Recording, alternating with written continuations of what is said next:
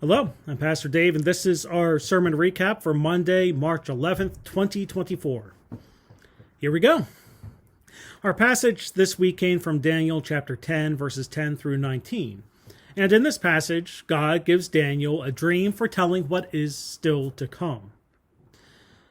Now, this week we did continue looking at the apocalyptic part of the book of Daniel. And once again, Daniel is given a dream or vision of what is to come. And Daniel is shaken up by this dream, which is a similar reaction to what all of us can have when we face uncertain times. So in that situation where we're not sure what is going to come and what's going to happen, what can we do?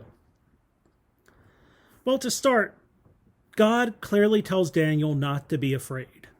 There are many times when we can be overcome or paralyzed by fear, or dwelling so much on what could happen that we lose sight on what we can do about it. And when that happens, we need that reminder not to be afraid, which God gives to Daniel. And it's a reminder of the negative impact fear not only has on our lives, but can have on our faith as well. But one thing is that God responds to prayer. That's one thing that Daniel does, and God tells Daniel, I hear what you're saying. I hear you. And sometimes we need that reminder that God does hear us, that we are heard.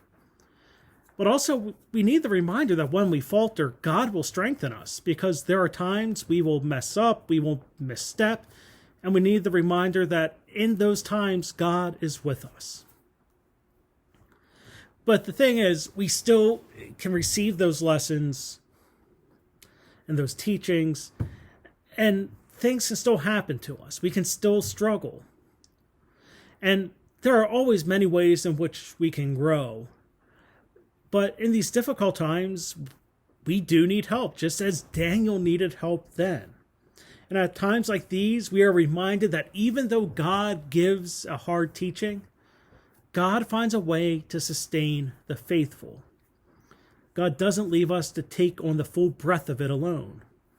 And God does not leave us alone. God does help us. God listens. God sees us through. The challenge comes when we apply that to our faithful life, because there are so many traps and pitfalls in this life, in this world. And there are times when fears can just overwhelm us.